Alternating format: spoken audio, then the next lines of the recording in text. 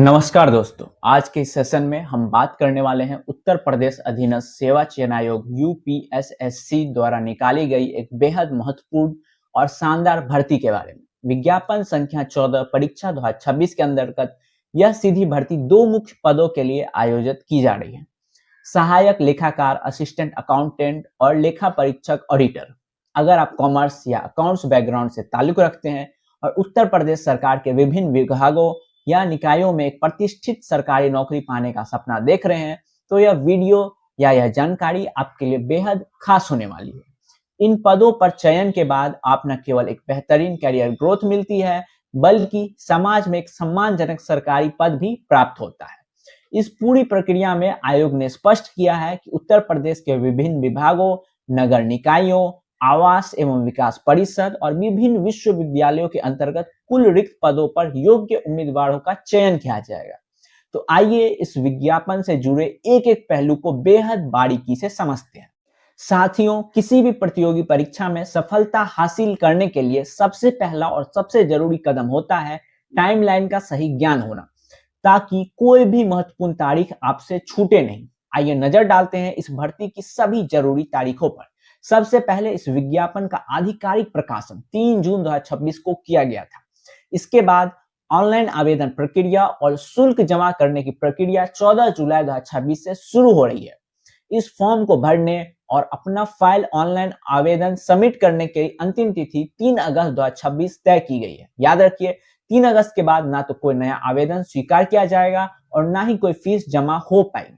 इसके अलावा यदि आपके शुल्क समायोजन फी रिकॉन्सिलिएशन में कोई दिक्कत आती है या आवेदन पत्र में कोई संशोधन करेक्शन करना है, तो उसकी अंतिम तिथि 10 अगस्त 2026 रखी गई है।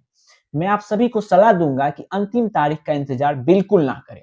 समय रहते अपना आवेदन प्रक्रिया पूरा कर लें, क्योंकि अंतिम दिनों में सर्वर पर लोड बढ़ने की पूरी संभावना रहती है। अब बात करते हैं उस सबसे रोमांचक हिस्से की, जिसके लिए हम दिन रात मेहनत करते हैं। जी हाँ, आपका वेतन यानी सैलरी। इस भर्ती के तहत चुने गए अभ्यर्थियों को बेहद आकर्षक और बेहतरीन वेतनमान दिया जाएगा। अधिकांश पदों के लिए लेवल 5 रखा गया है, जिसकी शुरुआती मूल वेतन बेसिक पे 29,200 से शुरू होकर अधिकतम 92,300 तक जाता है। इसके साथ ही आपको सरकार द्वारा निर्धारित ग्रेड पे 2800 और अन्य सभी भत्ते जैसे महंगाई भत्ते, मकान किराया भत्ता आदि नियमानुसार मिलेंगे। कुछ चुनिंदा विभागों के पदों के लिए वेतनमान 5,200 से 20,200, ग्रेड पे 2800 का प्रावधान भी किया गया है। कुल मिलाकर कहें तो अगर आप वित्तीय और लेखा विभाग के इस पद पर चयनित होते हैं, तो आपकी आर्थिक स्थिति और भविष्य दोनों पूरी तरह से सुरक्षित और मजबूत हो जाते हैं। अब बात करते हैं आयु सीमा की, क्योंकि बहुत से युवाओं के मन में उम्र को लेकर सवाल रहते हैं।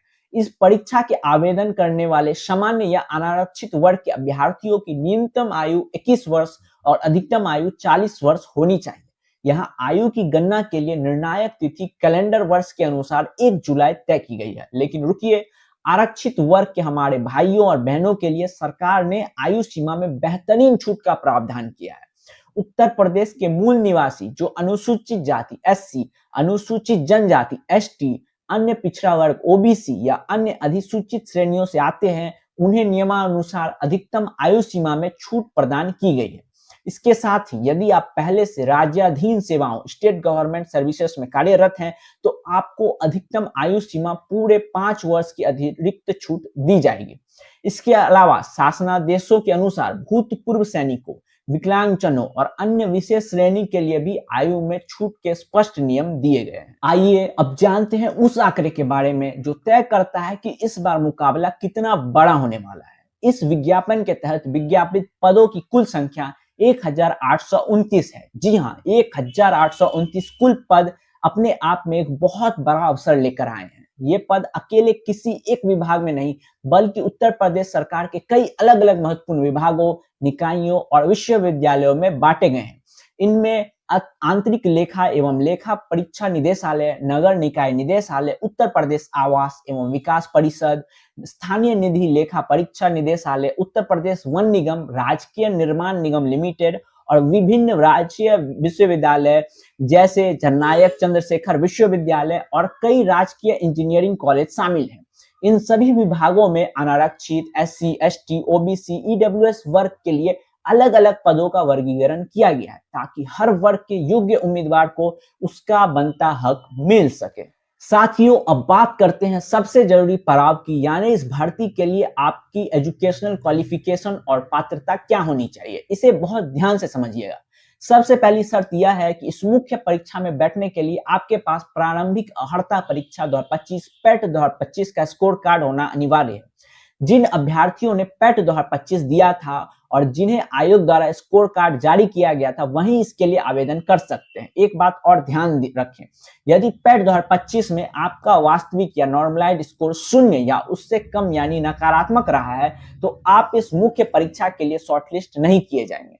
अब बात करते हैं शैक्षणिक योग्यता की। सहायक लेखाकार और लेखा परीक्षक के इन पदों के लिए मुख्य रूप से 2 अनिवार्य योग्यताएं मांगी गई हैं। आपके पास भारत में विधि द्वारा स्थापित किसी भी विश्वविद्यालय से वाणिज्य में स्नातक यानी कि बीकॉम की उपाधि होनी चाहिए या फिर सरकार द्वारा मान्यता प्राप्त विश्वविद्यालय या संस्थान से अकाउंटेंसी में डिप्लोमा होनी चाहिए। इसके साथ ही सरकार द्वारा मान्यता प्राप्त किसी भी संस्थान से कंप्यूटर संचालन में ओ लेवल डिप्लोमा होना अनिवार्य है। इसलिए फॉर्म भरने से पहले अपने ये डिग्रियां और प्रमाण पत्र जरूर चेक कर लें। अब आइए जानते हैं कि इस फॉर्म को भरने के लिए आपकी जेब पर कितना असर पड़ने वाला है, यानी कि एप्लीकेशन फीस क्या है। यहाँ अभ्यर्थियों के लिए एक राहत की खबर, आयोग ने आवेदन के स्तर पर ऑनलाइन आवेदन शुल्क सभी श्रेणियां चाहे वह जनरल हो या अन्य पिछड़ा वर्ग ओबीसी, एससी, एसटी के लिए 0 रुपीस रखा है। यानी आपको कोई मुख्य परीक्षा शुल्क अभी नहीं देना है। हाँ, सभी श्रेणियों के अभ्यर्थियों को केवल 25 रुपीस का ऑनलाइन प्रक्रिया शुल्क, ऑनलाइन प्रोसेसिंग फीस देना होगा। एक बात और स्पष्ट कर दूं, जब आप लिखित परीक्षा के लिए शॉर्टलिस्ट हो जाएंगे तब मुख्य परीक्षा हेतु निर्धारित परीक्षा शुल्क का भुगतान आपको अलग से करना होगा, वह भी प्रवेश पत्र डाउनलोड करने से ठीक पहले। अभी शुरुआती आवेदन के लिए आपको मात्र 25 रुपीस ही चुकाने हैं। अब समझते हैं इस पूरी भर्ती प्रक्रिया में आपका चयन कैसे होगा और शॉर्टलिस्टिंग का क्या पैमाना है। पहला चरण है शॉर्टलिस्टिंग। मुख्य परीक्षा के लिए अभ्यर्थियों की छंटनी उनके पेट 2025 के नॉर्मलाइज्ड स्कोर के आधार पर की जाएगी। जितने भी पद विज्ञापित किए गए हैं उनके सापेक्ष श्रेणीवार 15 गुना अभ्यर्थियों को लिखित परीक्षा के लिए शॉर्टलिस्ट किया जाएगा। दूसरा और अंतिम चरण है लिखित परीक्षा। इस भर्ती में साक्षात्कार यानी कि इंटरव्यू की प्रक्रिया को पूरी तरह से समाप्त कर दिया गया है। आपका चयन पूरी तरह से और केवल लिखित परीक्षा से आपके प्रदर्शन के आधार पर ही होगा। यानी अब सारा फोकस सिर्फ और सिर्फ आपकी लिखित परीक्षा की तैयारी पर होना चाहिए, क्योंकि इंटरव्यू का झंझट पूरी तरह से खत्म हो चुका है।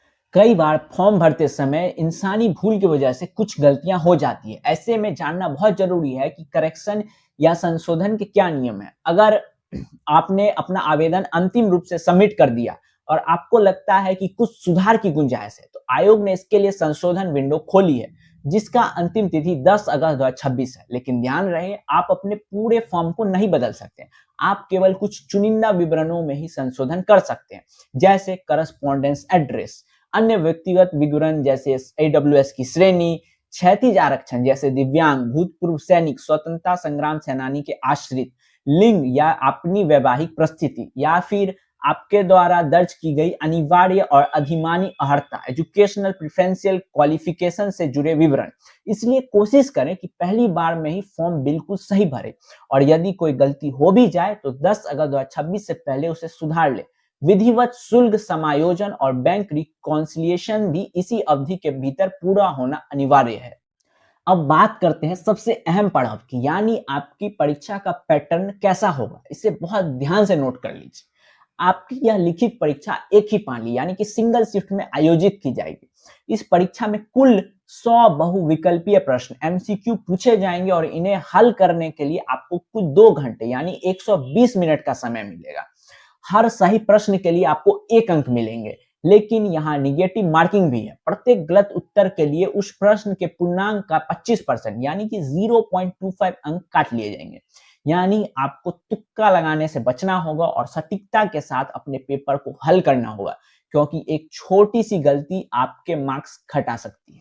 साथियों, अब बात करते हैं उस सबसे बड़े हथियार की जिसके बिना इस युद्ध यानी परीक्षा को जीता नहीं जा सकता है। जी हाँ, आपका पाठ्यक्रम सिलेबस। इस परीक्षा के कुल 100 प्रश्नों को 3 भागों में बांटा गया। भाग 1 60 प्रश्न 60 अंक, यह आपके कोर विषय से जुड़ा है। इसमें अंकेक्षण और अंतिम खाते, ऑडिट और फाइनल अकाउंट्स, लेखांकन के आधारभूत सिद्धांत, डिप्रिसिएशन, दोहरा लेखा प्रणाली, बैंक समाधान विवरण, आरटीजीएस, ई बैंकिंग और बजट नियंत्रण में कंप्यूटर का प्रयोग, एडवांस अकाउंटेंसी तथा टैक्सेशन, आयकर और जीएसटी और अंकगणित से जुड़े सवाल पूछे जाएंगे। भाग 2 15 प्रश्न 15 अंक। यह पूरी तरह से कंप्यूटर और सूचना प्रौद्योगिकी, कंप्यूटर एंड आईटी पर आधारित है। इसमें hardware, software, operating system, internet, cyber सुरक्षा के साथ साथ आज की आधुनिक तकनीक जैसे artificial intelligence, AI, machine learning, big data, internet of things से जुड़े समसामयिक विकास और नवाचार पर सवाल होंगे। भाग 3 20 प्रश्न 20 अंक। यह खंड उत्तर प्रदेश राज्य से संबंधित सामान्य ज्ञान यूपी स्पेशल जनरल नॉलेज के लिए है। इसमें उत्तर प्रदेश का इतिहास, संस्कृति, कला, भूगोल, अर्थव्यवस्था, राज्य व्यवस्था, कृषि उद्योग और यहाँ के विभिन्न क्षेत्रों में उपलब्धियों से जुड़े पूछे जाएंगे। अगर इन तीनों भागों को सधे हुए तरीके से तैयार कर लिया जाए तो चयन की संभावना सबसे पक्की हो जाती है। अब बात करते हैं अंतिम लेकिन बेहद जरूरी पड़ाव की, यानी महत्वपूर्ण दस्तावेज, इंपॉर्टेंट डॉक्यूमेंट्स।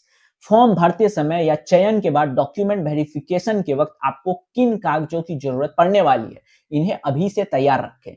सबसे पहले आपका प्रारंभिक अर्हता परीक्षा पेड 2025 का स्कोर कार्ड अनिवार्य है। आपकी जन्म तिथि, डेट ऑफ बर्थ की पुष्टि के लिए हाई स्कूल यानी कि 10वीं का समकक्ष परीक्षा का प्रमाण पत्र होना चाहिए। आपकी अनिवार्य शैक्षणिक योग्यता जैसे बीकॉम की डिग्री या अकाउंटेंसी में का पीजी डिप्लोमा और साथ में ओ लेवल कंप्यूटर डिप्लोमा का सर्टिफिकेट समय पर उपलब्ध होना चाहिए। यदि आप किसी भी आरक्षित क्षेत्र से हैं तो सक्षम पदाधिकारी द्वारा जारी जाति प्रमाण पत्र होना चाहिए। ध्यान रहे, महिला अभ्यर्थियों के लिए केवल पिता पक्ष से निर्गत जाति प्रमाण पत्र ही मान्य होगा। यदि आप आर्थिक रूप से कमजोर ईडब्ल्यूएस का लाभ लेना चाहते हैं तो आपको अपना ईडब्ल्यूएस प्रमाण पत्र 1 अप्रैल 2026 से 3 अगस्त 2026 के बीच का बना हुआ होना चाहिए। इसके अलावा आवश्यकता अनुसार दिव्यांगता प्रमाण पत्र, भूतपूर्व सैनिक या स्वतंत्रता संग्राम सेनानी के आश्रित होने से जुड़े वैध प्रमाण पत्र भी आपके पास होने चाहिए। सारे कागजात अभी से दुरुस्त कर ले ताकि अंतिम समय में किसी भी भागादौड़ी या परेशानी का सामना आपको नहीं करना पड़े। तो दोस्तों, यह थी उत्तर प्रदेश अधीनस्थ सेवा चयन आयोग की लेखा परीक्षा और सहायक लेखाकार मुख्य परीक्षा से जुड़े A to Z पूरी जानकारी। 1829 पदों का यह विशाल अवसर आपके कैरियर को एक नई ऊंचाई दे सकता है। अब जरूरत है बिना एक भी दिन गवाए अपनी किताबों के साथ बैठने की, सिलेबस के हर एक पॉइंट को गहराई से पढ़ने की, अपने तैयारी को जीत के दहलीज तक ले जाने की। यदि आपके मन में इस भर्ती से जुड़ा कोई भी सवाल या संकोच है तो नीचे कमेंट बॉक्स में बेझिझक पूछ सकते हैं। हम जल्द ही आपके हर महत्वपूर्ण सवाल और तैयारी की रणनीति को लेकर एक नया वीडियो लाने वाले हैं। तब तक के लिए अपनी मेहनत जारी रखिए, अपनों का ख्याल रखिए और हाँ, चैनल को लाइक, शेयर और सब्सक्राइब करना बिल्कुल ना भूलें। बहुत बहुत धन्यवाद और आपकी सफलता के लिए आपको ढेरों शुभकामनाएं।